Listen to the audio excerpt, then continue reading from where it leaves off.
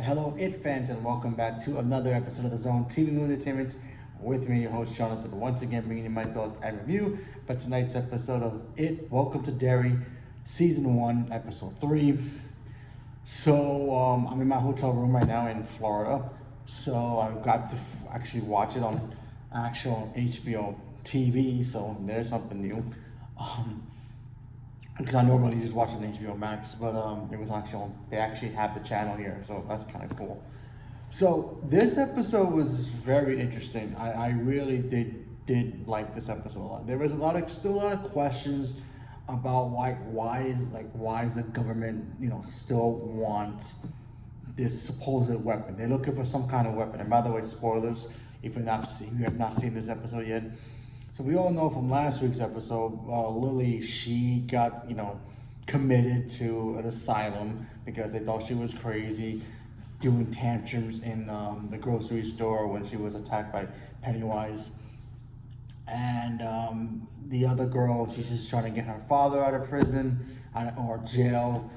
He's, locked up because the town thinks that, oh yeah, he was the one who killed the kids from the first episode in the movie theater, but it wasn't him. It was Pennywise, and doing his whole hocus pocus tricks that he does to terrorize children. So while that's happening, you have Dick, who's the one of the soldiers. He starts having these weird vision things in his head, seeing the sewer where Pennywise will hang out. Also seeing the I guess that carnival, carnival trolley thing. The one that Pennywise comes out and he starts dancing from the second movie or the first movie. So he sees that. He also sees the kids floating up in the air, making that little tower thing. We also get to see the general as a child in this episode. A flashback of the general as a child. He meets this young Native American girl. They become friends, they start hanging out, and then Pennywise attacks him as well as the girl. So we got to see that because the area that the soldiers are digging up is the area that's run by the Native American people. So, territory stuff, so that, they want to make sure that the government doesn't touch their land or desecrate their sacred land. So we got to see that because they did like a little reunion between the general and the girl, growing up. So we got to see that.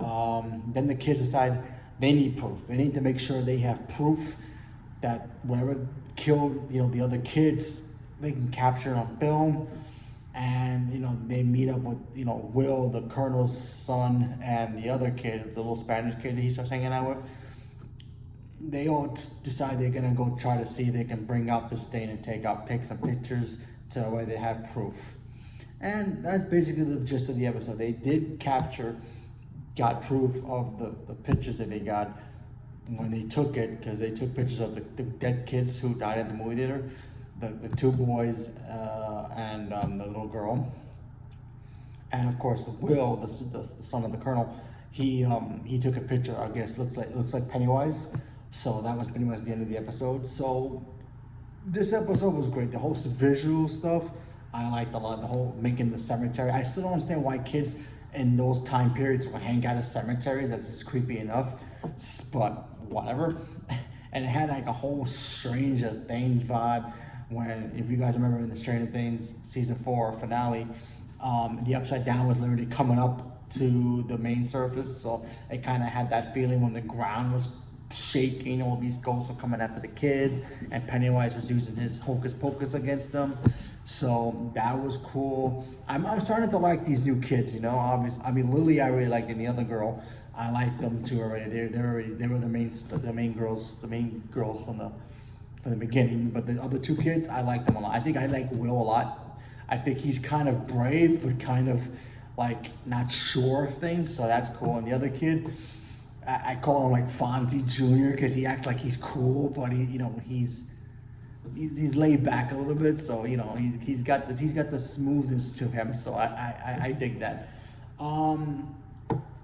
So yeah, this was a good episode, and it also shows, I guess, the connection to the whole Stephen King universe apparently, because everybody keeps saying that Dick is the same guy from The Shining who tells Jack Nicholson's family about the hotel apparently that's true. I'm not 100% sure. So he's got the shining powers. So yeah, I don't know if he's gonna be able to use that power to take out Pennywise. I don't know if he's connected.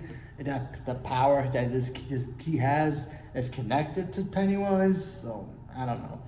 You know, and I didn't even know Shining even was a thing until I saw The Shining and of course Doctor Sleep, and then they explained that The Shining has its own entity power. So go figure. So if he ends up helping out the kids, you know, as the coming episodes, they're gonna need all the help they can get to take him out. We still really don't know how Pennywise became a clown and started terrorizing kids as a clown form, but we do see him in this episode just messing with the kids. Not only as other things that may frighten them, but still, good episode. I'm digging this show, a lot. I think Andy Muschietti knows how to do horror. I kind of want to see him tackle on more after this, because I really like, I think he did the first two movies, right? It was him, or maybe he directed only the first one. Either way, he did a really good job with this show. He's doing a really good job with this show. This show is kicking butt, and I'm enjoying it. So, leave me a comment below. Let me know what you guys thought about this episode. Are you guys fans of it, the movie series, the television, TV miniseries, the book itself, this show so far? What do you guys think about it? Leave me a comment below. Let me know. Stay tuned for more. Thank you very much, and have a good night.